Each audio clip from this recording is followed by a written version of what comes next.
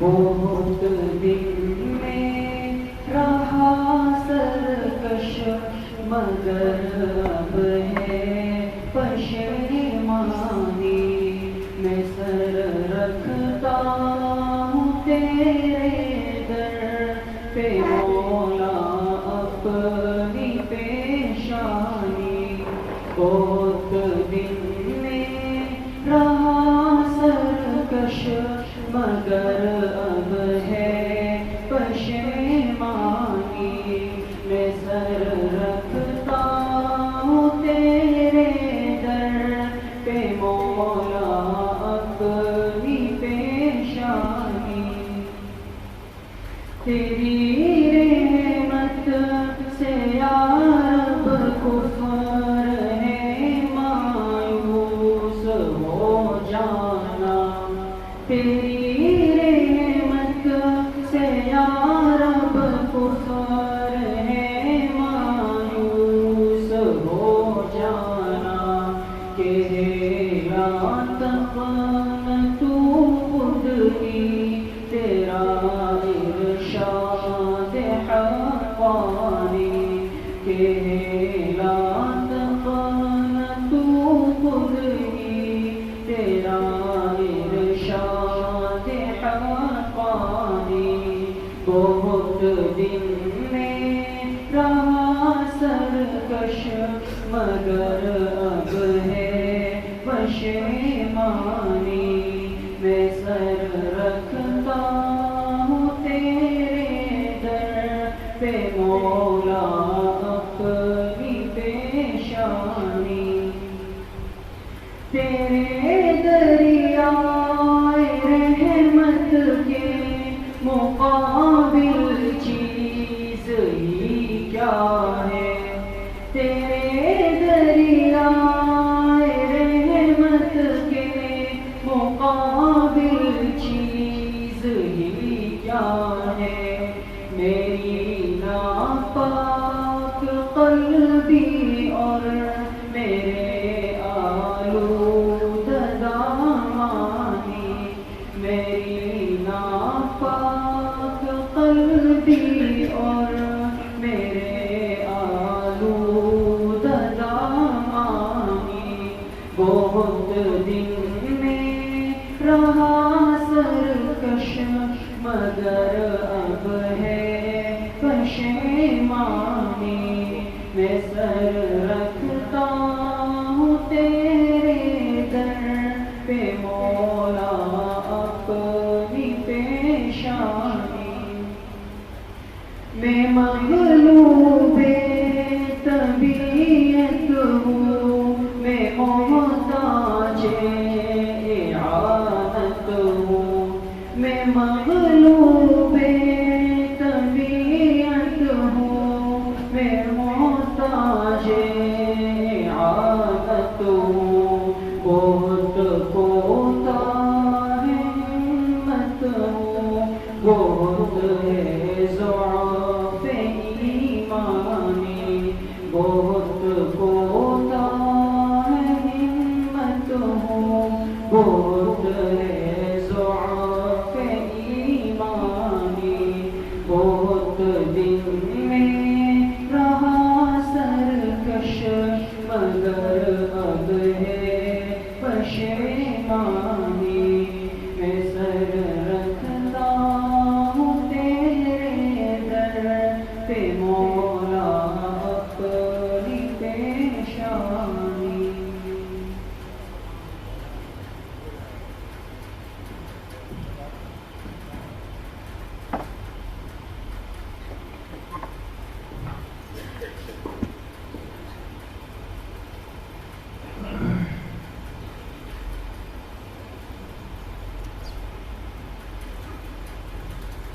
بسم الله الرحمن الرحيم.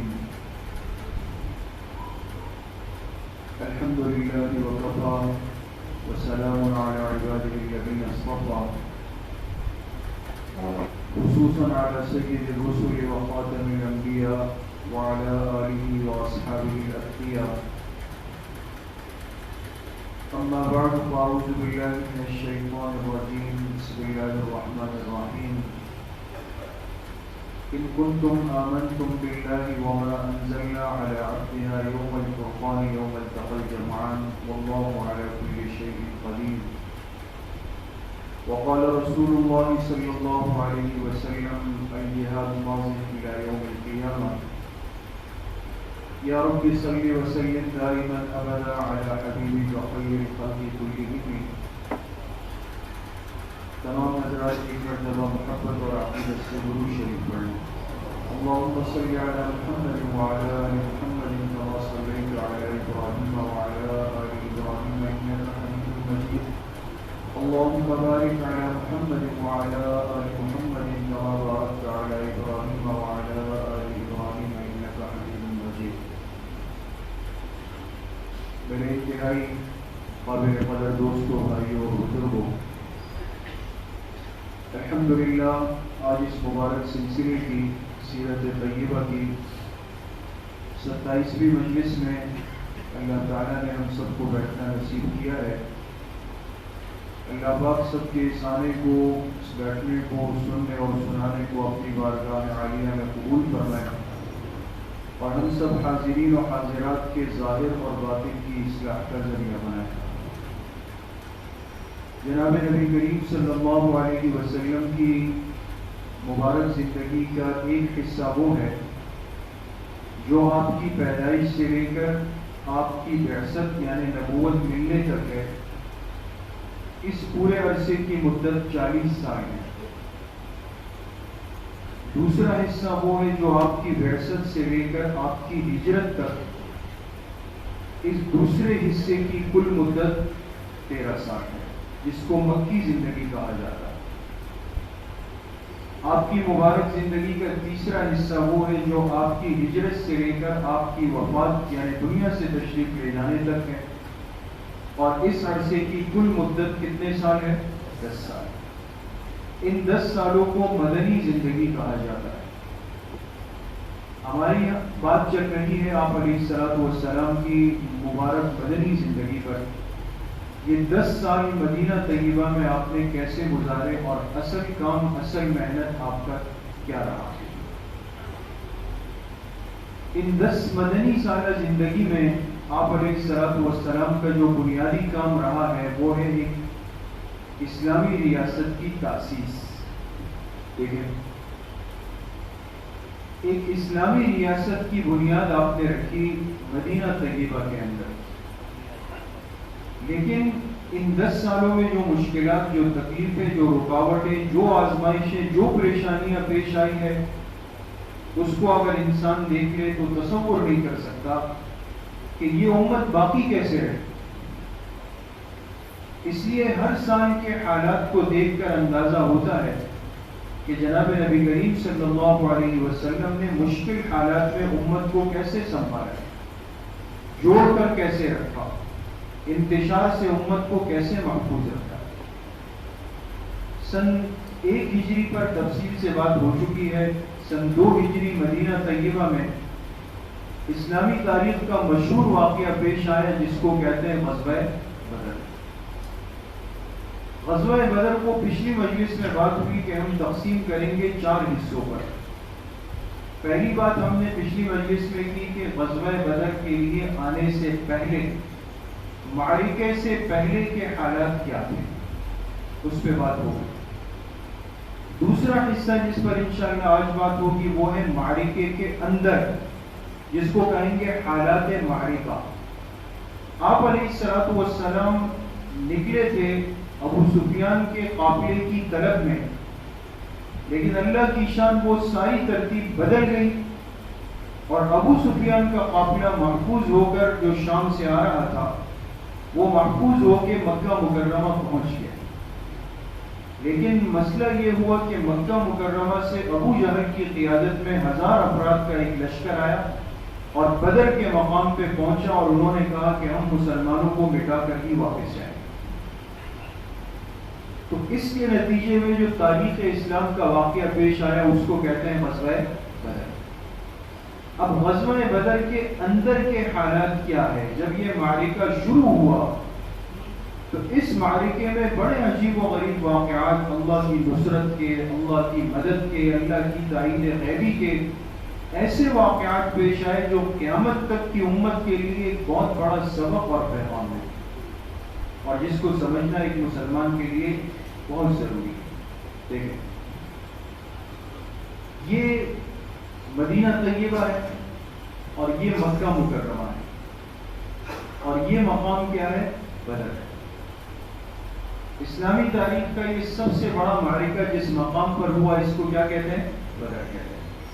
آپ علیہ الصلوۃ والسلام مدینہ طیبہ سے چل کر آئے، اور یہ جو جگہ ہے، یہ اس کو دفنان لکھا ہے، یہاں پہنچ کے آپ کو پتہ چلا کہ کافروں کا لشکر مقابلے کے لیے آیا، ورنہ اس سے پہلے آپ کے علم میں نہیں تھا۔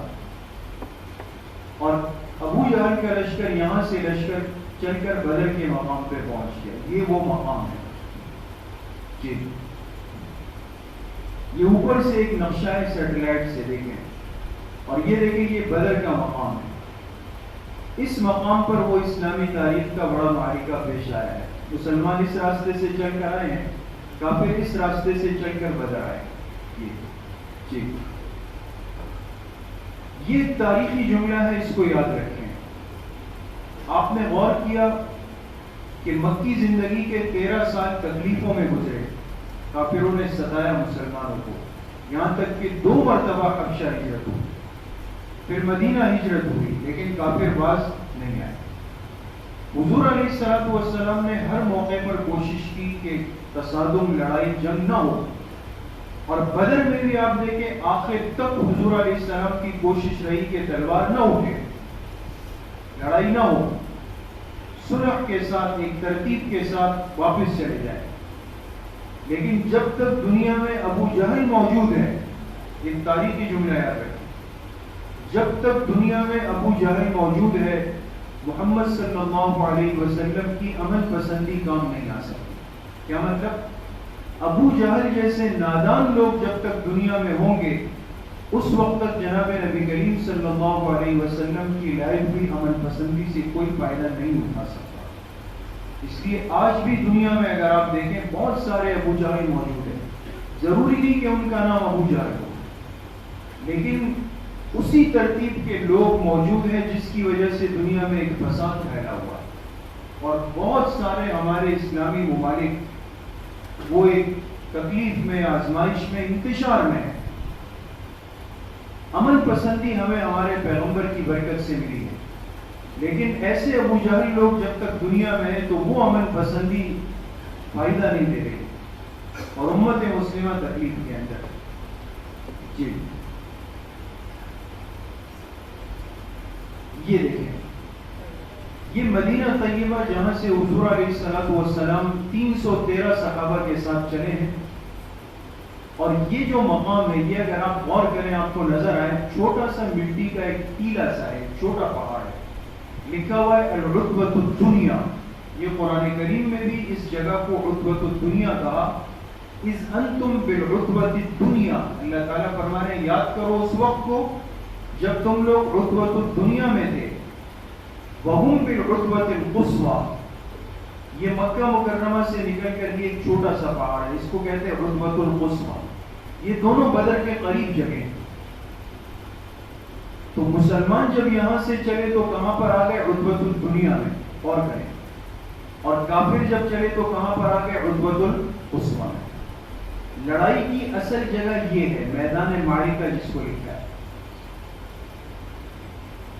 مسلمانوں کا لشکر یہاں پہ، کافروں کا لشکر یہاں پہ پہنچ گیا، ٹھہر گئے۔ ایک صحابی ہے، ان کا نام ہے حضرت خباب رضی اللہ عنہ۔ یہ حضور علیہ السلام کے پاس آئے اور آپ سے فرمائے کہ آپ نے یہاں پر جو ہمیں روکا ہے تو یہ اللہ کی طرف سے حکم ہے یا آپ کی ایک جنگی تدبیر ہے؟ آپ نے فرمایا اللہ کی طرف سے حکم نہیں، بلکہ میری ایک ذاتی تدبیر ہے کہ اس جگہ پر رکنا مناسب ہے۔ حضرت خباب نے فرمایا اگر آپ کی رائے ہے تو میرا ایک مشورہ ہے کہ ہم لشکر لے کر یہاں آ جاتے ہیں۔ یہ کیا لکھا ہوا ہے؟ کنواں۔ یہ پانی کا کنواں تھا بدر میں، اور پانی کی اہمیت سے ہر شخص واقف ہے، بالخصوص حالت جنگ میں۔ تو فرمایا یا رسول اللہ صلی اللہ علیہ وسلم موقع ہے ہم اس جگہ پہنچ کر پانی کے کنویں کو قبضے میں لے لیتے ہیں اور کل اگر کافروں کو ضرورت پڑی تو ہم اتنی آسانی سے ان کو پانی نہیں دیں گے۔ اس سے اندازہ لگائیں ایک صحابی نے مشورہ دیا لیکن آپ علیہ السلام کو پسند آیا، آپ 313 کے لشکر کو لے کر وہاں سے یہاں پہ آ گئے۔ یہ سبق دیا امت کو کہ دین اسلام میں آمریت نہیں ہے، دو چیزیں الگ الگ ہوتی ہیں۔ ایک ہوتا ہے امیر، امیر کس کو کہتے ہیں؟ بڑے، جو جماعت کا بڑا ہو اس کو کیا کہتے ہیں؟ امیر۔ اور ایک لفظ اس سے ملتا جلتا ہے، اس کو کہتے ہیں عامر، الف کے ساتھ، عین کے ساتھ نہیں۔ عامر اس کو کہتے ہیں جو آرڈر چلائے، اس کی ہاں کے بعد کوئی نہ نہیں بول سکے، میں نے کہا پھر تم نے کیسے مجھے دیکھا۔ سیرت طیبہ سے سبق ملتا ہے دوستو، دین اسلام میں امیر کا تصور ہے، عامر کا نہیں ہے کہ ایک آدمی ظالم بن کر بیٹھ جائے کہ میں کہہ رہا ہوں پھر تم کیسے کہہ رہے ہو۔ حضور علیہ السلام اللہ کے معصوم اور محبوب پیغمبر ہیں، لیکن ایک ایک صحابی کے مشورے کو سنا اور پسند آیا تو عمل بھی کیا اس کو۔ آپ حضرت خباب کے کہنے پر لشکر کو کہاں لے آئے؟ پانی کے کنویں پر لے آئے، یہاں پہنچے۔ ایک بات، حضرت سعد ابن معاذ رضی اللہ عنہ یہ ہے انصار کے امیر اور بڑے جلیل القدر صاحب، یہ آئے اور انہوں نے حضور علیہ السلام سے فرمایا کہ ہم آپ کے لیے چھپر بنائیں گے۔ چھپر جانتے ہیں؟ عریش، چھپر، سائبان، یہ لکھا ہوا ہے عریش، یہ نظر آ رہا ہے آپ کو؟ یہ عریش، عریش عربی میں کہتے ہیں سائبان، چھپر کو، اوپر سائے کے لیے کوئی چیز بناتے ہیں۔ فرمایا ہم آپ کے لیے ایک چھپر بنائیں گے، آپ اس کے نیچے بیٹھ جائیں، آرام کریں، اگر جنگ شروع ہو گئی مقابلہ ہم کریں گے، لڑیں گے ہم، اگر اللہ نے غلبہ نصرت دے دی تو بہت اچھا، اگر خدا نخواستہ نقصان ہوا، صحابہ کی وفاداری دیکھیں، اگر نقصان ہوا تو میرے ساتھی یہاں سواری لے کر کھڑے ہوں گے، آپ اس پر بیٹھیں گے اور میرے ساتھی آپ کو بعافیت مدینہ پہنچا دیں گے، وہاں پھر ہمارے انصار آپ پر جان قربان کرنے کے لیے تیار، آپ کو غضب نہیں پہنچنی چاہیے۔ تاریخ ایسا تصور محبت کا پیش نہیں کر سکتی ہے دوستوں۔ آپ کے لیے ایک چھپر بنائے صحابہ نے، عریش۔ بدر میں آج اس مقام پر ایک مسجد بنی ہے، اس مسجد کا نام ہے مسجد عریش۔ جو حضرات جا چکے ہیں دیکھیے، اللہ پاک سب کو حاضری نصیب فرمائے۔ مسجد عریش کو ہم نے دیکھا ہے سن 2006 حج کے سفر میں، مسجد عریش بڑی خوبصورت مسجد اسی مقام پر بنی ہے، ابھی اس کی تصویر بھی آ جائے گی۔ یہ وہ جگہ ہے جہاں حضور علیہ السلام کے لیے سائبان بنا اور آپ اس کے نیچے تشریف لے گئے اور انصار نے چاروں طرف سے ایک پہرا قائم کیا کہ آپ اندر محفوظ رہیں۔ آپ اندر چلے گئے اور آپ چادر بچھا کر بیٹھ گئے اور اللہ پاک سے دعائیں مانگنے گئے۔ یہ 17 رمضان کی رات ہے، یہ غزوہ بدر اللہ کی شان ہوا رمضان 17 رمضان کو ہوا، شب جمعہ ہے۔ حضرت علی فرماتے ہیں کہ میں آیا رات کو تو دیکھا پورا لشکر صحابہ کا سو رہا تھا، میدان جنگ ہے، لڑائی سر پہ ہے، جان ہتھیلی پر ہے، کسی کو نیند آ سکتی؟ اللہ پاک کی ایسی نصرت تھی، حضرت علی رضی اللہ عنہ فرماتے ہیں کہ سب پر ایک ایسا سکینہ اترا کہ سب صحابہ آرام سے سو گئے، سب آرام۔ جب آیا تو دیکھا کہ حضور علیہ السلام اس عریش کے نیچے اکیلے بیٹھ کر اللہ سے دعا مانگ رہے ہیں، پورا لشکر سویا ہوا ہے۔ حضرت علی فرماتے ہیں میں نے دیکھا پوری رات آپ اس جگہ سے نہیں اٹھے، صبح تک آپ نے اللہ تعالیٰ سے دعائیں مانگی، نصرت کی، مدد کی۔ آگے ان دعاؤں کے الفاظ آئیں گے کہ کس طرح آپ علیہ السلام نے امت کے لیے دعا مانگی ہے بدر میں، اور ایک سبق دیا کہ اسباب اور دعا دونوں ساتھ چلتے ہیں۔ یہ نہیں ہو سکتا کہ انسان اسباب اور تلوار لے کر آ جائے اللہ کی نصرت کے بغیر، ہو ہی نہیں سکتا۔ اور یہ بھی نہیں ہو سکتا کہ انسان کے صرف دعا مانگو ہاتھ نہیں ہلاؤ۔ حضور علیہ السلام اس عریش کے نیچے ساری رات بیٹھے اور آپ نے دعا مانگی۔ جی اب حالات معرکہ، رات گزر گئی، اب اگلا دن شروع ہوا. جنگ کی تیاری کیسے کی؟ جنگ شروع ہوئی تو کیا ہوا، جنگ ختم ہوئی تو کیا ہوا، یہ تین باتیں دیکھیں آپ. جنگ کی تیاری کیسے کی؟ جی سب سے پہلے جنگ کی تیاری میں دو باتیں، دونوں لشکروں کا موازنہ. مسلمانوں کا لشکر، امت مسلمہ کا لشکر کتنا ہے، کفار کا لشکر کتنا ہے، اس تعداد کو دیکھا گیا. حضور علیہ السلام کی جنگی منصوبہ بندی، آپ علیہ السلام نے جس تدبیر اور حکمت کے ساتھ 313 کو کھڑا کیا ہے، آج پوری دنیا کے اسلامی ہمارے جنرل، کمانڈر ان چیف، جتنے فوج کے ادارے ہیں، وہ حضور کی زندگی کو دیکھیں، ان کو ایک سبق اور پیغام اور طریقہ ملے گا حضور کی زندگی سے کہ ایک مسلمان جنرل کافروں کے مقابلے میں باوجود افراد کم، تعداد کم، وسائل کم، لیکن کس حکمت کے ساتھ آپ نے مقابلہ کیا ہے. ہمارا مسئلہ یہ ہے کہ ہم اپنی تاریخ اور سیرت کو دیکھنا نہیں چاہتے. ہمارے لیے زندگی کے ہر حصے کا سبق سیرت میں، یعنی 3 کافر ہیں تو مقابلے میں مسلمان کتنے؟ 1 مسلمان. گھوڑے مسلمانوں کے پاس کتنے؟ 2، کافروں کے پاس 100، تناسب نکلا 50 اور 1 کا. اونٹ مسلمانوں کے پاس کتنے؟ 70، کافروں کے پاس 700. کیا ریشو نکلا؟ 10 اور 1 کا. ہر اعتبار سے قوت اور وسائل کیا ہے؟ کم ہے. لیکن آپ نے تدبیر کیا کی؟ جی اب کردار کا فرق. جنگ کا مطلب، جہاد کا مطلب، کافر کے مقابلے کا مطلب پاگل پن نہیں ہوتا، میرے جذبات نہیں ہوتے کہ بھئی سب کچھ مٹاؤ، ختم کرو، بے حرمتی کرو، بے عزتی کرو. نہیں، آپ کو فرق ملے گا. کامیاب قوم، ناکام قوم. دیکھیں کامیاب قوم کی پہچان کیا ہے، بہت غور سے دیکھیں. حالت امن میں کامیاب قوم کی پہچان مخلوق کے ساتھ اچھا سلوک، باکردار. حالت جنگ میں کامیاب قوم کی پہچان سرفروشی اور بہادری.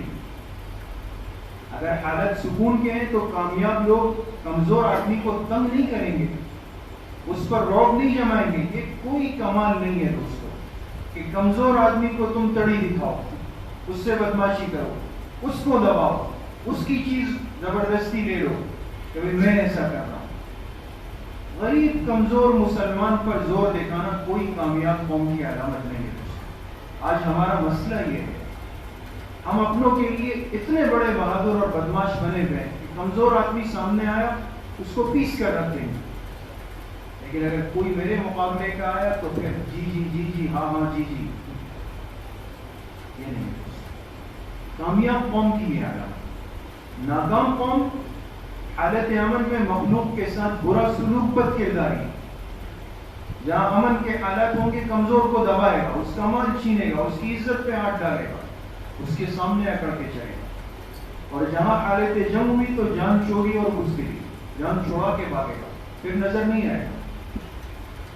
اس لیے آپ اگر اپنے ماحول پہ ارد گرد غور کریں، غلط قسم کے جو عناصر ہوتے ہیں وہ ہمیشہ آپ کو امن کی حالت میں ملیں گے، لوگوں کو تنگ کرتے ہوئے، لوگوں کو ستائیں گے، لوگ ان کو بد دعائیں دے رہے ہوں گے.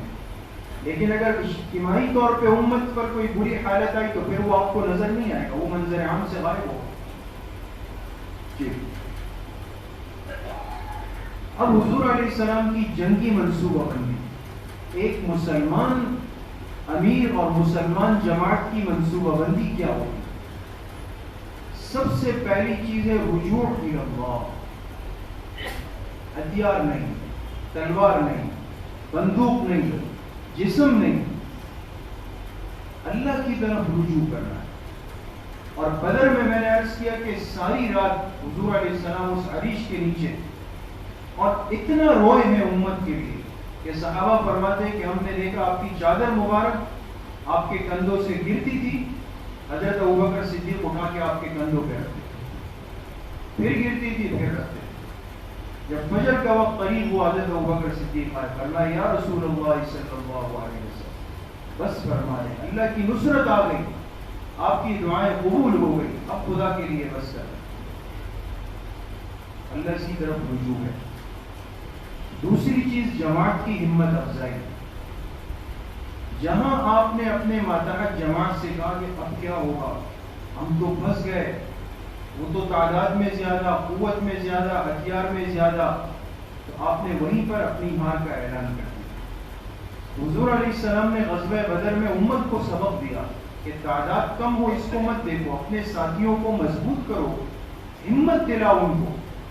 اس لیے جب آپ بدر کے مقام پر پہنچے تو آپ نے صحابہ کو لیا اور ایک کنواں تھا، آگے بات آئے گی، وہاں لے گئے اور صحابہ سے فرمایا پریشان مت ہونا، ابو جہل یہاں گرے گا، عتبہ یہاں گرے گا، شیبہ یہاں گرے گا، ابو البختری یہاں گرے گا، ایک ایک کا نام لیا تاکہ ان کے دل مضبوط ہو جائے۔ صحابہ فرماتے ہیں بدر کے بعد ہم نے دیکھا خدا کی قسم 1 انچ کا فرق نہیں تھا، قسم کھا کے کہتے ہیں جہاں آقا نے اشارہ کیا ہر ایک کی لاش وہیں پہ پڑی ہوئی۔ تیسری چیز حالت جہاد میں آپ نے خفیہ کوڈ تو جانتے ہیں نا، آج کل تو ہر چیز پر کوڈ کرتے ہیں، یہ اصل چیز ایک مبارک عمل جہاد کے لیے زندہ ہوا ہے دوستوں، خفیہ کوڈ، اور آج تک دنیا کی ہر فوج کا حصہ ہے۔ آپ نے رات کو تمام صحابہ کو جمع کیا اور فرمایا کہ ہمارا خفیہ کوڈ ہوگا امت یا منصور۔ یہ لفظ کیا ہے؟ امت، اس کو امت مت پڑھیے گا، امت یا منصور، اس کی تعلیم دی، سب کو سکھایا۔ کیا مطلب؟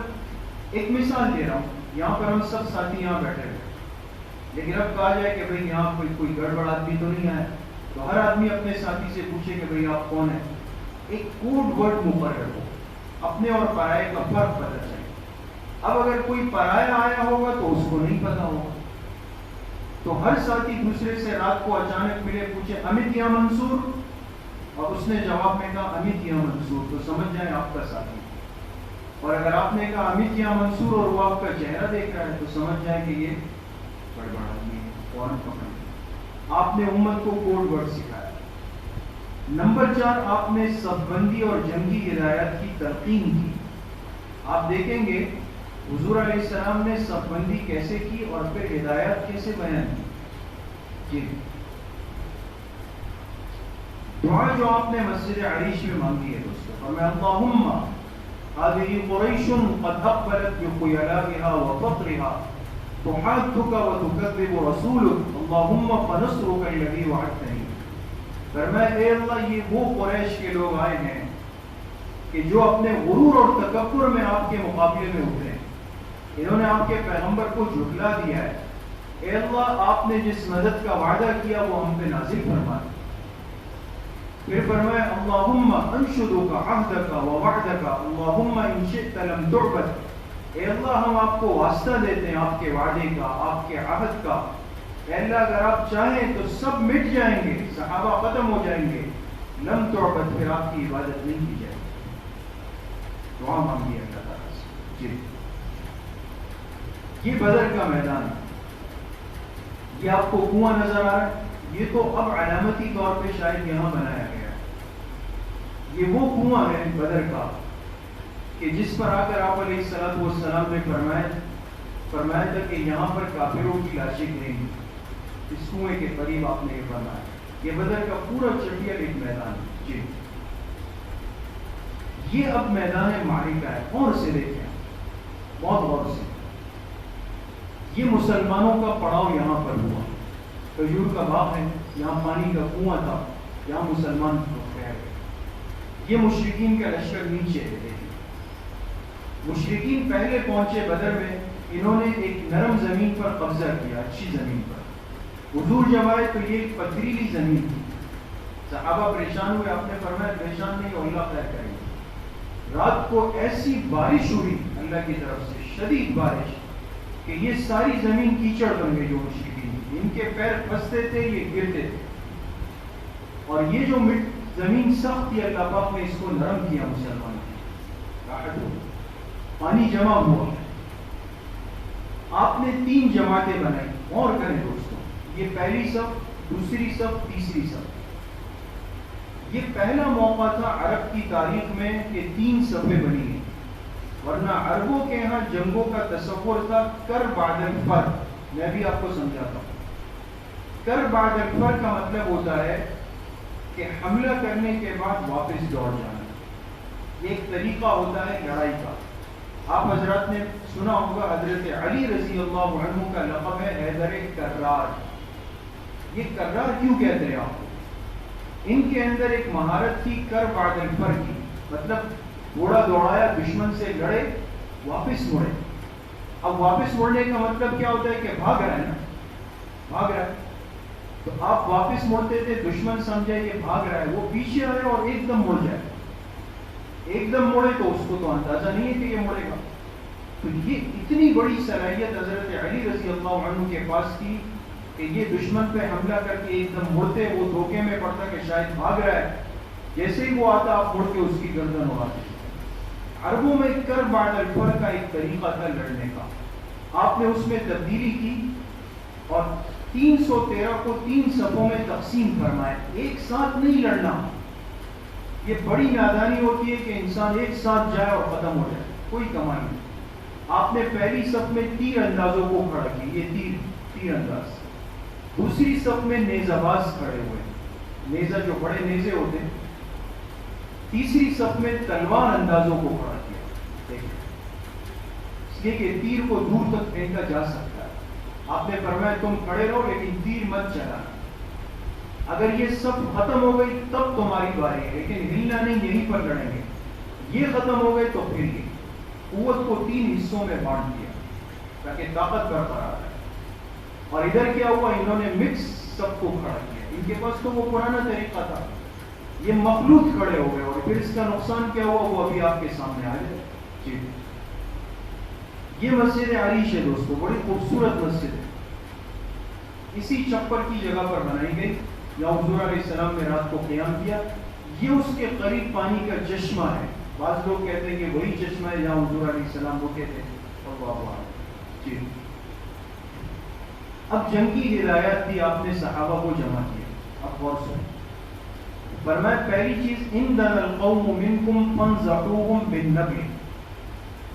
اگر کافر تمہارے قریب آئے تب ان پر تیر برسانا. ہم آج کل کہتے ہیں ہوائی فائرنگ نا. انسان کے پاس جب چیز زیادہ ہو جائے تو کہیں تو لگانا. تو نیا سال شروع ہو رہا ہے، ہوائی فائرنگ کر رہے ہیں. شادی ہو رہی ہے، ہوائی فائرنگ کر رہے ہیں. مال برباد ہو رہا ہے. غلط ہے، ناجائز ہے. حضور علیہ السلام نے صحابہ سے فرمایا ہم اپنی قوت ضائع نہیں کریں گے، اپنے ہتھیار ہوا میں نہیں اڑائیں گے، روکیں گے. وہ قریب آئے اور اتنا قریب آئے کہ تمہارا تیر پہنچ سکتا ہے، تب تیر ماریں گے. ایک دوسرا فرمایا لا تسلوا السیوف، جو تلواروں والے تھے کہا تلواریں مت چلانا. حتی یخشوکم، یہاں تک کہ کافر تمہیں گھیر لے، بالکل قریب آئے تب تلوار چلانا. تیسری ہدایت کی فرمایا استبقوا نبلکم، اپنے تیروں کو بچا کر رکھنا. ایک تیر سے کام ہو تو دوسرا مت چلانا، اپنی طاقت کو جمع کر کے رکھو. جی اب جنگ شروع ہوئی. نقطۂ آغاز، سب سے پہلے جنگ کا آغاز ہوتا ہے، کوئی نہ کوئی تو حرکت کرے گا. اب دونوں لشکر آمنے سامنے کھڑے. کافروں کا ایک شخص تھا انتہائی متکبر اور بداخلاق، کتابوں میں آتا ہے، اس کا نام لکھا ہے اسود مخزومی. یہ بہت متکبر آدمی. اس کو پیاس لگی، اس نے کہا میں اس چشمے سے، اس کنویں سے پانی پی کر آؤں گا، تم کو دکھاؤں گا، دیکھو ابھی پی کر آتا ہوں. یہ نکلا اور جب جانے لگا کہا میں پانی پینے آ رہا ہوں، کوئی مجھے روک سکتا ہے تو روک. حضرت حمزہ رضی اللہ عنہ حضور علیہ السلام کے چچا، اور ان کے بارے میں حدیث میں فرمایا اسد اللہ و اسد رسول. حمزہ اللہ اور اللہ کے رسول کا شیر ہے. یہ جب نکلے حضرت حمزہ آئے اور ایک تلوار کے وار سے اس کی ٹانگ اڑا دی. اس نے کہا اب بھی پیوں گا. گھسٹتے ہوئے جانے لگا، حضرت حمزہ نے اس کی گردن مار دی. اب جب کافروں نے دیکھا ہمارا ایک بڑا آدمی مارا گیا تو کافروں نے للکار کی، للکار کا مطلب ہوتا ہے مبارزت. دیکھیں یہ چیز سمجھیں, یہ طریقہ جنگ کا ایک زمانے میں رہا ہے جب تک تلواروں کی جنگ تھی. ایک دم ٹکراؤ نہیں ہوتا تھا, 3 آدمی نکلتے تھے اور کہتے تھے حل میں مبارز ہے کوئی جو ہم سے مقابلہ کرے. پہلے 3 افراد آپس میں لڑتے تھے. تو کافروں کے 3 بڑے سردار نکلے, ابھی آئے گا, اور انہوں نے کہا ہے کوئی ہمارے مقابلے کا جو ہمارا مقابلہ کرے. اس کے بعد تینوں کافر جو نکلے تینوں مارے گئے. پھر جنگ تیز ہوئی اور ایمان کے ایسے مظاہرے غزوہ بدر میں دیکھے گئے کہ دنیا حیران. اللہ تعالیٰ کی نصرت کا نزول ہوا, فرشتے آسمانوں سے اترے, 1000 فرشتوں کو لے کر جبرائیل علیہ السلام غزوہ بدر میں آئے. 1000 فرشتوں. جی اب دیکھیے گا بہت غور سے, اب آپ کو سمجھ آئے گا. یہ مشرکین کا لشکر ہے, یہ مسلمانوں کا لشکر ہے. اور کتنی صفیں بنی ہیں؟ 3. پہلی صف کس کی ہے؟ تیر اندازوں کی, نظر آ. دوسری صف نیزہ بازوں کی, تیسری صف تیغزن یعنی تلوار والوں. یہ 3 صفیں بن گئی. اس کے بعد یہاں سے 3 آدمی نکلتے ہیں. جی یہ کافروں کا ایک سردار نکلا, عتبہ ابن ربیعہ. جی یہ اس کا بھائی تھا شیبہ ابن ربیعہ, یہ بھی نکلا. تیسرا تھا ولید ابن عتبہ, یہ بڑے سردار تھے. یہ تینوں ترتیب سے نکلے اور جنگ مبارزت. کیا مطلب؟ کہا ہے کوئی مقابلے میں آئے. تو مسلمانوں کی لشکر سے پہلے آئے عبداللہ ابن رواحہ, پھر آئے عوف ابن حارث, پھر آئے معوذ ابن حارث. یہ بھی دونوں بھائی. لیکن جب یہ آئے تو کفر میں تکبر ہوتا ہے. انہوں نے پوچھا کون ہو؟ کہا کہ میں فلاں میں فلاں میں فلاں. ہمارے مقابلے کے نہیں, ہمارے درجے کے لوگ چاہیے. مہاجرین مکہ میں سے, قریش میں سے کوئی آئے نا ہمارے مقابلے. آپ نے تینوں کو بلایا, یہ واپس چلے گئے. اب 3 حضرت حمزہ آئے ابن عبد المطلب رضی اللہ عنہ, عبیدہ ابن حارث آئے رضی اللہ عنہ, حضرت علی ابن ابی طالب رضی اللہ عنہ. یہ حضور کے چچزاد, یہ حضور کے چچزاد, یہ حضور کے چچا. اب مقابلے کے لوگ آئے. تینوں نے مقابلہ کیا. حضرت حمزہ نے شیبہ سے کیا اور اس کو فوراً فتح کر دیا. حضرت علی ابن ابی طالب نے ولید سے کیا اور اس کو فوراً فتح کر دیا. ان دونوں میں مقابلہ ہوا, عبیدہ ابن حارث اور عتبہ ابن ربیعہ میں, اور دونوں زخمی ہو گئے. اب یہ 2 حضرات تو فارغ ہو گئے تھے نا, یہ بھی آئے یہ بھی آئے, اور پھر تینوں نے مل کر اس کو بھی جہنم رسید کر دیا. تو مبارزت میں تینوں کافروں کے سردار مارے گئے, معاملہ ختم ہو گیا. اب کافر ذرا ہلے کہ ہمارے 3 سردار ایسے چلے گئے, پریشان ہو گئے. اس پریشانی میں سب کے سب ایک ساتھ نکلے اور حملہ کیا. حضور علیہ السلام نے یہ ترتیب جو قائم کی تھی نا, آپ نے فرمایا ہم آگے نہیں جائیں گے. یہاں ایک جملہ عرض کروں گا, محفوظ کیجیے گا. اسلامی تاریخ میں کامیاب جرنیل وہ گزرے ہیں جنہوں نے کافروں کو اپنی زمین پر لڑایا ہے, اپنے میدان میں. جو خود گیا اور کافر کے میدان میں لڑا ہے تو نقصان زیادہ ہوا ہے. اس لیے ہمیشہ ایک اصولی بات یاد رکھیں کہ دشمن کو اگر پریشان کرنا ہے تو اس کو اپنے میدان میں ہوتا ہے. بولے آؤ بھائی یہاں مار کھائے, اور اگر آپ کو کہا اور آپ گئے دوڑتے ہوئے, آپ نے صحابہ سے فرمایا ہم ہلیں گے نہیں, ان کو آنے دو.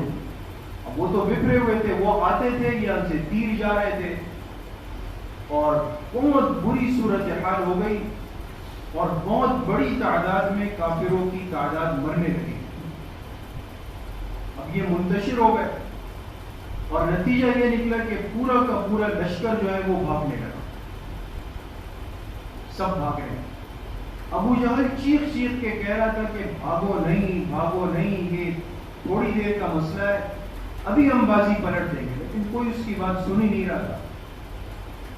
اور اللہ کی شان یہ ہے کہ حضور علیہ السلام عریش میں بیٹھے ہوئے تھے. حضرت علی فرماتے میں گیا, آپ اٹھ رہے تھے اور آپ نے یہ آیت پڑھی سیہزم الجمع ویولون الدبر. فرمایا اللہ نے فرما دیا کہ کافروں کو شکست ہوگی اور یہ پیٹ پھیر کے بھاگ جائیں گے. فرمایا جبرائیل علیہ السلام 1000 فرشتوں کو لے کے اترے. اور صحابہ فرماتے ہیں کہ ہم تلوار اٹھاتے تھے اور میری تلوار لگی نہیں کہ کافر کی گردن اڑ گئی وہاں پہ. اور ایک صحابی فرماتے ہیں میں نے آواز سنی گھوڑے کے دوڑنے کی. ایک شخص کہہ رہا تھا اقتم خیزوم اقتم خیزوم، اے خیزوم بھاگو. وہ صحابی آئے حضور علیہ السلام کے پاس. آپ نے فرمایا خیزوم یہ جبرائیل علیہ السلام کے گھوڑے کا نام ہے. یہ جبرائیل علیہ السلام گھوڑے کے ساتھ اترے ہیں اور تمہاری مدد کے لیے اللہ پاک نے اتارا. تو بہت سارے کافر فرشتوں کے ہاتھ سے مارے گئے. اور ابو جہل جو تھا یہ بھی مارا گیا، لیکن کس ترتیب پہ مارا گیا یہ بھی بڑا عجیب دلچسپ واقعہ ہے. جنگ بدر میں بڑے عجیب و غریب واقعات پیش آئے. جی اب دیکھیں غور سے. معاذ اور معوذ کا ابو جہل پہ حملہ. یہ دو بالکل نوعمر لڑکے تھے، سگے بھائی ہیں معاذ اور معوذ. یہ بھی ہے. عبد الرحمن ابن عوف رضی اللہ عنہ کہتے ہیں میں نے دیکھا دائیں طرف ایک لڑکا کھڑا ہے، بائیں طرف ایک لڑکا کھڑا ہے. مجھے بڑی پریشانی ہوئی کہ کاش میرے اطراف میں کوئی مضبوط لوگ ہوتے. ایک نے مجھے ایسے پہلو میں ہاتھ مارا، کہا کہ چچا جان ابو جہل کو جانتے ہیں؟ میں نے کہا جانتا ہوں. کیوں؟ کہا مجھے اس کو قتل کرنا ہے. کیوں؟ کہا میں نے سنا ہے کہ وہ ہمارے پیغمبر کو گالیاں دیتا ہے. اتنے میں دوسرے بھائی نے مجھے ہاتھ مارا پہلو میں اور کہا ابو جہل کا پتہ ہے؟ دونوں ایک دوسرے سے چھپا بھی رہے تھے، پتہ نہیں چلا. میں بڑا حیران ہوا کہ یہ دو نوعمر لڑکے کیا کر کے. اتنے میں دیکھا ابو جہل چیختا ہوا گھوم رہا ہے. میں نے دونوں سے کہا جلدی کرو، ھذا مرامکم، تمہارا مقصود یہ جا رہا ہے. تب دونوں صحابہ ایسے ٹوٹے جیسے شکرا ہوتا ہے. شکرا ایک پرندہ ہے. کمثل الصقر. اب دونوں تھے بچے، ابو جہل گھوڑے پر اور ابو جہل انتہائی قداور شخص تھا، بہت بڑا 1.5 ایک نے جا کر اس کے ایک پیر پہ تلوار ماری، اوپر تو مار نہیں سکتے تھے. دوسرے نے دوسرے پیر پہ ماری. ابو جہل نے ایک بھائی معوذ کو تلوار ماری یہ ہاتھ، تو یہ ہاتھ لٹک گیا. اس پر ان دونوں نے زخمی ضرور کیا لیکن قتل نہیں کر سکے. ابو جہل بالآخر جا کے ایک جگہ پہ گر گیا. عبداللہ ابن مسعود رضی اللہ عنہ فرماتے کہ میں نے دیکھا ابو جہل گرا ہوا ہے. میں گیا اس کے سینے پر بیٹھ گیا. اب دیکھیں تکبر کتنا تھا. کیا کہا کہ تم تو چرواہے کے بیٹے ہو. عبداللہ ابن مسعود غریب تھے. کہا چرواہے کے بیٹے بڑی اونچی جگہ پر بیٹھنا نصیب ہوا، مر رہا ہے لیکن اس وقت بھی کیا کہہ رہا تھا بڑی اونچی جگہ پر بیٹھا. انہوں نے تلوار نکالی. جب سر کاٹنے لگے ابو جہل نے کہا ذرا نیچے سے کاٹنا، میں بڑا سردار ہوں، ایسا نہ اوپر سے کاٹو پتہ نہیں چلے. دنیا سے جا رہا ہے، اللہ کا دشمن، لیکن کیا کہہ رہا ہے ذرا نیچے سے کاٹنا تاکہ میرا سر اوپر نظر آئے. عبداللہ ابن مسعود نے اس کو مار دیا. یہ ابو جہل مارا گیا. آپ علیہ السلام کو پتہ چلا، فرمایا اس امت کا فرعون قتل ہو گیا. جی عمیر ابن حمام رضی اللہ عنہ یہ ایک صحابی ہے اور یہ کھجور کھا رہے تھے. بھوک لگی تھی، کھجور کھا رہے تھے. حضور علیہ السلام قریب سے گزرے، فرمایا جس نے غزوہ بدر میں شہادت لی اللہ اس کو جنت دیں گے. آپ یہ اعلان فرما رہے ہیں. یہ سنا فوراً اٹھے، فرمایا بخن بخن. یہ عربی میں کہتے ہیں واہ واہ، جیسے آدمی خوش ہو جائے. بخن بخن، کھجورے پھینک کے. فرمایا بہت دیر ہو جائے گی کہ عمیر کھجورے کھائے. فوراً اٹھے اور لڑائی میں گئے اور وہیں پر شہید. جی حضرت ابو بکر کا اپنے بیٹے سے مقابلے کی تیاری کرنا. ان کے بیٹے تھے عبد الرحمن ابن ابی بکر. یہ ابھی تک مسلمان نہیں ہوئے تھے. یہ بیٹا بہت زور سے کہہ رہا تھا اے جو کوئی میرا مقابلہ کرے بار بار. حضرت ابو بکر صدیق سے برداشت نہیں ہوا، حالانکہ والد تھے. اٹھے تلوار کی، کہا میں تیرے مقابلے پر، اس لیے کہ تو میرے پیغمبر کے مقابلے پہ آیا. حضور علیہ السلام نے ہاتھ سے پکڑا. فرمایا ابو بکر آپ نہیں جائیں گے، آپ کی بڑی ضرورت ہے ہمیں، آپ نہیں جائیں گے. آپ نے ان کو روکا. جی روکاشہ ابن محسن، یہ بڑی عجیب بات. یہ لڑ رہے تھے، ان کی تلوار ٹوٹ گئی. تلوار لوہے کی ہوتی ہے یا ربڑ؟ لوہے کی ہوتی ہے. تلوار ٹوٹ گئی, پریشان ہو گئے. آپ نے فرمایا عکاشہ کیا ہوا؟ فرمایا تلوار ٹوٹ گئی. آپ نے دیکھا ایک لکڑی پڑی تھی, فرمایا یہ لو. عکاشہ ابن محصن نے وہ لکڑی لی تو فرماتے ہیں اللہ کے حکم سے اس لکڑی نے تلوار والا کام جو حضور علیہ السلام نے, لکڑی تلوار بنی اور ساری زندگی ان کے پاس رہی. انہوں نے بطور برکت اس کو اپنے پاس رکھا. جی امیہ ابن خلف کا قتل, یہ کافروں کا بہت بڑا سردار تھا, اور آپ کو یاد ہوگا یہ وہ شخص ہے جس نے حضرت بلال پر ظلم کے پہاڑ توڑے تھے. یہ وہ شخص, یہ بدر میں حضرت بلال کو نظر آیا. اب تو قرآن ظلم سامنے آئے نا, تو حضرت بلال نے فرمایا چھوڑنا نہیں آج امیہ کو, یہ آج بچ گیا تو پھر مجھے کبھی سکون نہیں ملے گا. یہ امیہ ابن خلف گیا, اس کی دوستی تھی حضرت عبد الرحمن ابن عوف رضی اللہ عنہ, وہ صحابی ہیں, جا کے ان سے لپٹ گیا, فرمایا میری جان بچاؤ. عربوں میں اخلاقی آداب بہت زیادہ تھے اور آج تک. اب وہ پریشان ہو گئے, کیا کروں, دوستی بھی ہے اور مجھ سے چمٹ گیا ہے, پیچھے سارا قبیلہ ہے. امیہ ابن خلف کو نیچے لٹایا, عبد الرحمن ابن عوف ان کے اوپر لیٹ گئے. اب کوئی اس کو نہیں کہے, کچھ بھی نہیں کہے, لیکن حضرت بلال نے فرمایا نہیں, اس نے مجھ پہ بڑا ظلم کیا. انصار آئے اور حضرت عبد الرحمن ابن عوف لیٹے ہوئے تھے, ان کے نیچے سے تلوار مار, امیہ ابن خلف کو نیچے قتل کر. جی یہ حضرت زبیر کا حضرت عبیدہ ابن سعید ابن عاص پر نیزہ بازی.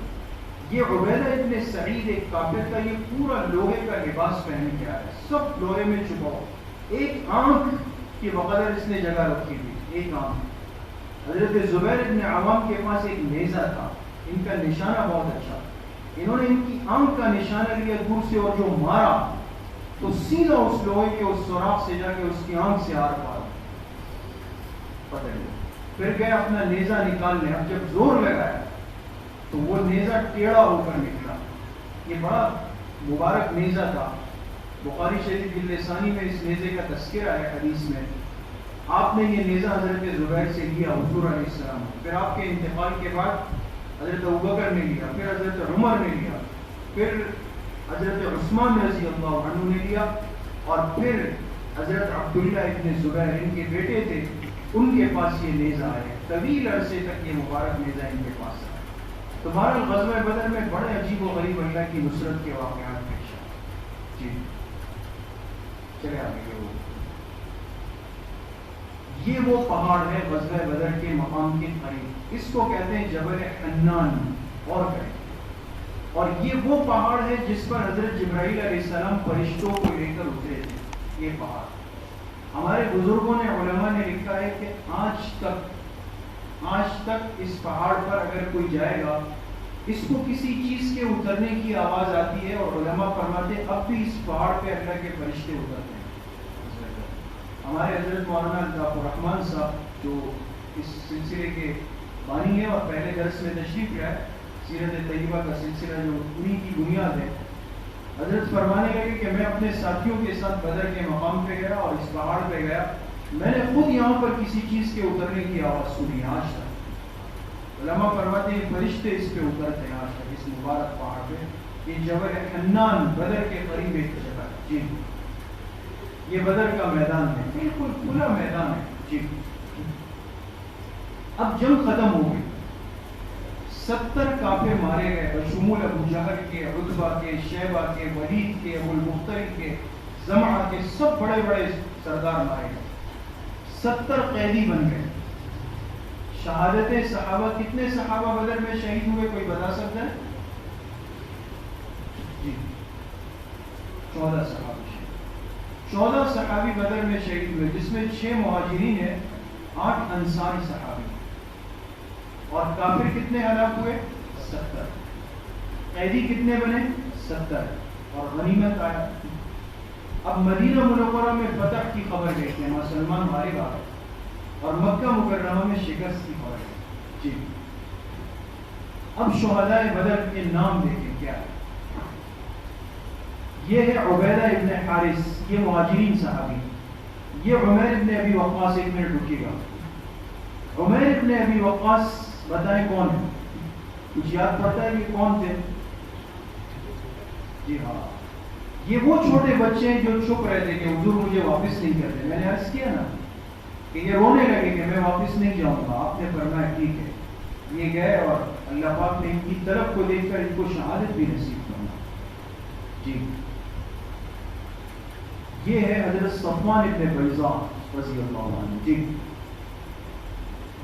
یہ ہے حضرت مرجع ابن صالح. سب سے پہلے بدر میں یہ صحابی شہید ہوئے حضرت مرجع. جی عاقل ابن بکیر رضی اللہ عنہ. جی حضرت ذو الشمالین. یہ 6 صحابی مہاجرین میں سے. جی اب انصار. سعد ابن خیثمہ یہ حضور کے میزبان قبا کے. قبا میں جب آپ آئے یہ میزبان. جی یہ حضرت مبشر ابن عبد المنذر. جی رافع ابن معلہ. جی یزید ابن حارث. عوف ابن حارث. عمیر ابن حمام. حارثہ ابن سراقہ. معوذ ابن حارث جن کا ہاتھ کٹ گیا تھا بچے شہید. اب ان کے نام بالکل صاف ہیں. یہ مہاجرین میں سے عبیدہ ابن حارث, عمیر ابن وقاص, صفوان ابن بیضاء, ذو الشمالین, عاقل ابن بکیر, مرجع ابن صالح جو سب سے پہلے. انصار میں سعد ابن خیثمہ, مبشر, یزید ابن حارث, عمیر ابن حمام, رافع ابن معلہ, عوف ابن حارث, معوذ ابن حارث, حارثہ ابن سراقہ. یہ کتنے ہو گئے؟ ایک بڑی عجیب بات, ایک عورت اس امت میں ایسی گزری ہے جس کا نام ہے عفرا. کیا نام ہے؟ عفرا. اس نے 2 نکاح کیے. ایک نکاح کیا اس کے شوہر کا نام تھا بکیر, اور ایک نکاح کیا دوسرے شوہر کا نام تھا حارث. بکیر سے 3 بیٹے ہوئے, حارث سے 4 ہوئے. تو کل بیٹے کتنے ہوئے؟ 7. یہ اسلامی تاریخ کی وہ خوش نصیب ماں ہے جس کے ساتھ بیٹے غزوہ بدر میں شریک ہوئے ہیں, حصہ لیا ہے, اور 7 میں سے 4 بیٹے شہید ہوئے ہیں. دیکھیں یزید ابن حارث, عوف ابن حارث, معوذ, یہ تینوں سگے بھائی ہیں. سگے حارث کے بیٹے عفرا, یہ 3 سگے بھائی. عاقل ابن بکیر یہ بھی عفرا کا بیٹا ہے لیکن ان کے والد دوسرے ہیں. تو اس عورت کے کل کتنے بیٹے شہید ہوئے؟ 4. ایسی مائیں اس امت میں گزری. جی یہ بدر کا وہ تاریخی مقام ہے. ہمارے ہاں ہر چیز کی ایک یادگار ہوتی ہے نا, چوک بنا لیتے ہیں, یادگار شہداء سمجھ لیں. بدر میں یہ تاریخی مقام ہم نے دیکھا ہے. بہت خوبصورت تختی ہے, اس پر شہداء بدر کے نام لکھے ہوئے. جی یہ بدر کا پورا قبرستان ہے بڑا. اچھا آپ جب جائیں گے انشاءاللہ, اللہ سب کو نصیب کرنا, تو جیسے باہر باؤنڈری وال ہوتی ہے بڑی دیوار, تو دیوار بھی بڑی, آپ ایسے ذرا پکڑ کے کھڑے ہو جائیں, اندر آپ کو یہ میدان نظر آئے گا. ایک وقت تک یہ 4 دیواری تھی, اس میں شہداء بدر کی قبریں تھی. 13 ادھر ہے, ایک راستے میں آگے جا. لیکن اب یہ 4 دیواری نہیں رہی, یہ ختم کر دی گئی. اب عام قبرستان ہے, اب سمجھ نہیں آتا کہ کہاں ہے. لوگ ہمارے جا کر یہ حرکتیں کرتے تھے, یہاں سے پرچیاں پھینکتے تھے. ہمیشہ ہم عرض کرتے ہیں یہ جہالت ہے, اس پہ اپنی درخواستیں لے کر پھینکتے تھے. یہ تو ہمارے اخلاقی نتیجہ یہ ہوا کہ وہاں کی گورنمنٹ نے یہ دیواری گرا دی. اب اندازہ نہیں ہوگا کہ شہداء بدر کس دائرے میں. عام قبرستان ہو گیا. جی یہ دیکھیں, ایک وقت تک یہ 4 دیواری موجود تھی, اب نہیں ہے. یہ بات میں اس لیے زور دے کے عرض کرتا ہوں کہ آپ لوگ جائیں اور پھر کہیں کہ سیرت کی کلاس میں تھا, آپ نظر نہیں آتا اپنے. جی یہ دیکھیں, یہ اب کھلا قبرستان ہے, یہ قبر ہے. جی کافروں کے 70 لوگ مارے گئے, بڑے بڑے لوگ بھی, ابو جہل, عتبہ, شیبہ, ولید, امیہ, اسود مخزومی, ابو البختری, العاص ابن ہشام, زمعہ, نبی, منبہ, یہ 2 بھائی تھے. طعیمہ, نوفل, یہ بڑے سردار مارے گئے. جی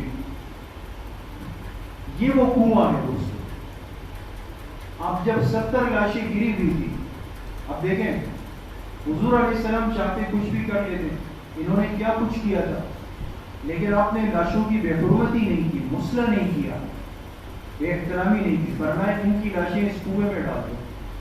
وہ تو پاک ہے نا, کافر. اب لاشیں 3 دن پڑی رہی. آپ نے فرمایا ساری لاشیں اس کنویں کے اندر ڈال دی گئی, سب گر گئے. آپ آئے, جب واپسی فرما رہے تھے آپ آئے, اس کنویں پر کھڑے ہوئے اور آپ نے نیچے دیکھ کر کے ایک جملہ ارشاد فرمایا. جی اچھا, یہ وہ جگہ ہے, اگر آپ آج جائیں گے بدر کے مقام پر تو یہ بیت الخلا بنے ہوئے دوست, پہنچی وہیں پہ خاک جہاں کا خمیر تھی. آج کی گورنمنٹ نے اس پر بیت الخلا بنا دی ہے. یہ بیت الخلا بدر میں نظر آئے تو سمجھ جائے کہ یہ اسی کنویں کی جگہ پر ہے جہاں 70 کافروں کی لاشیں ڈالی گئی. جی یہ بدر کے کنویں پر مقتولین نے کفار سے خطاب کیا. آپ نے فرمایا یا فلان ابن فلان, یا فلان ابن فلان, ایسرکم انکم اطعتم اللہ ورسولہ, اے فلان ابن فلان فلان, اب تم چاہتے ہو کہ تم کاش اللہ اور اللہ کے رسول کی اطاعت کر لیتے, اب تمہارا دل چاہ رہا ہوگا. فَإِنَّا قَدْ وَجَدْنَا مَا وَعَدَنَا رَبُّنَا حَقًّا, ہم سے ہمارے رب نے جو وعدہ کیا ہم نے اس کو سچا پایا. فَهَلْ وَجَدْتُمْ مَا وَعَدَ رَبُّكُمْ حَقًّا, کہ تم سے جو وعدہ ہوا تمہیں بھی سچا لگا نہیں لگا؟ حضرت عمر آئے, فرمایا یا رسول اللہ صلی اللہ علیہ وسلم آپ کس سے خطاب کر رہے ہیں, ان میں تو روح نہیں ہے. آپ نے فرمایا عمر تم سے زیادہ سن رہے ہیں, تم سے زیادہ سن رہے ہیں لیکن جواب نہیں دے سکتے. جی اب مدینہ میں فتح کی خوشخبری گئی. کون گیا؟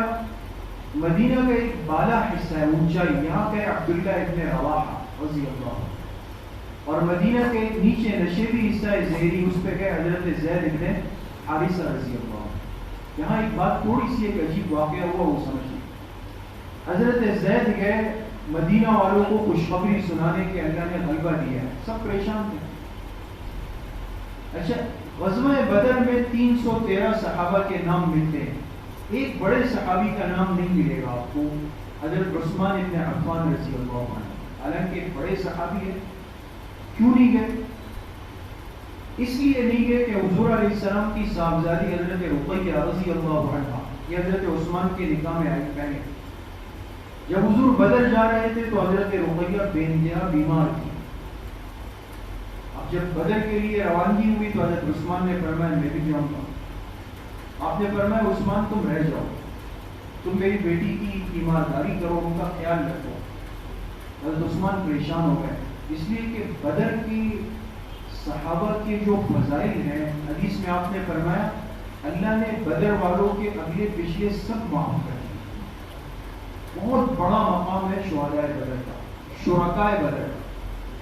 حضرت عثمان پریشان ہو گئے. آپ نے فرمایا عثمان پریشان نہ ہو, جو اجر اللہ بدر میں لڑنے والوں کو دے گا وہ آپ کو مدینہ میں بیٹھ کر ملے گا. یہ خوش ہوگا. پھر جب آپ آئے تو آپ نے مال غنیمت میں حصہ نکالا. زید ابن حارثہ جب مدینہ آئے خوشخبری سنائے تو انہوں نے کیا دیکھا کہ لوگ قبرستان سے واپس آئے. آپ نے پوچھا کیا ہوا؟ فرمایا حضرت رقیہ کا انتقال ہو چکا, ان کا انتقال ہو گیا تھا. حضرت عثمان ان کی تدفین کر کے فارغ ہوئے. حضور علیہ السلام کو پتہ نہیں تھا بیٹی کا انتقال ہوا خود بدر کے مقام پر. مکہ مکرمہ میں شکست کی خبر گئی. ایک کافر گیا حیثمان ابن عبداللہ الخزاعی, یہ دوڑتا ہوا گیا اور جا کے مسجد مکہ مکرمہ کا جو مسجد حرام ہے اس میں کہا کہ لوگوں ابو جہل مارا گیا, عتبہ مارا گیا, شیبہ مارا, سب کے نام لے رہے. ایک بہت بڑا سردار ہے اس کا نام ہے صفوان ابن امیہ, یہ نہیں گیا تھا. یہ بیٹھا ہوا تھا حتیم میں. حتیم جانتے ہیں خانہ کعبہ کے ساتھ جو گول چھوٹی دیوار, اس کے اندر ٹیک لگا کے بیٹھا ہوا. اس نے کہا یہ پاگل آدمی ہے, ہو ہی نہیں سکتا کہ ہمارے اتنے بڑے سردار مارے گئے. یہ پاگل ہو گیا ہے, جھوٹ بول رہا ہے. یہ بار بار اعلان کر رہا ہے. تو صفوان نے کہا چلو حیثمان سے پوچھ لو کہ صفوان ابن امیہ کہا ہے, اپنا نام لیا, کہ میرے بارے میں یہ کیا کہتا ہے. اگر یہ پاگل ہے تو کہے گا وہ بھی مارا گیا. تو کہا پوچھو اس سے صفوان کہا ہے. تو لوگوں نے کہا اچھا بھائی یہ بھی سب مارے گئے تو صفوان کہا ہے. کہا صفوان وہ حتیم میں بیٹھا ہوا ہے, تم مجھے پاگل سمجھو, وہ سامنے اتنا بڑا آدمی بیٹھا ہوا. اب لوگوں کو اندازہ ہوا کہ واقعی یہ آدمی سے ہے. جی یہ غزوہ بدر کا تاریخی معرکہ ہوا. اس معرکے کے بعد کیا ہوا؟ اس لیے کہ حضور علیہ السلام اب مدینہ آئے, 70 قیدیوں کو لے کر آئے, بہت بڑا مال غنیمت لے کر آئے. اب کس ترتیب پر ہوگا؟ مال غنیمت کا کیا ہوگا، قیدیوں کا کیا ہوگا، ان کے ساتھ کیا سلوک ہوگا، یہ انشاءاللہ ہماری آئندہ مجلس میں اللہ تعالیٰ مجھے بھی آپ سب کو صحیح عمل کی توفیق نصیب فرمائے۔ وآخر دعوانا الحمدللہ رب العالمین۔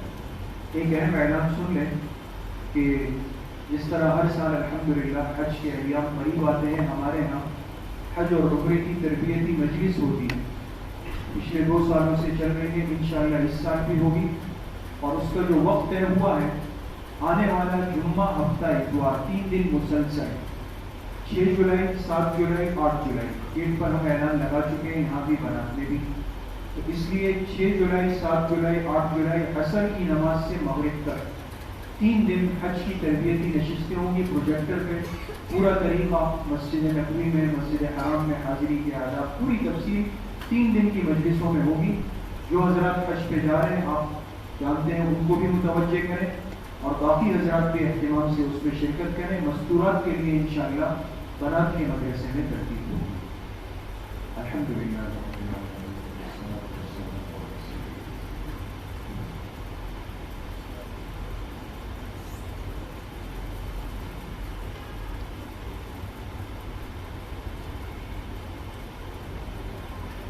صلی اللہ وسلم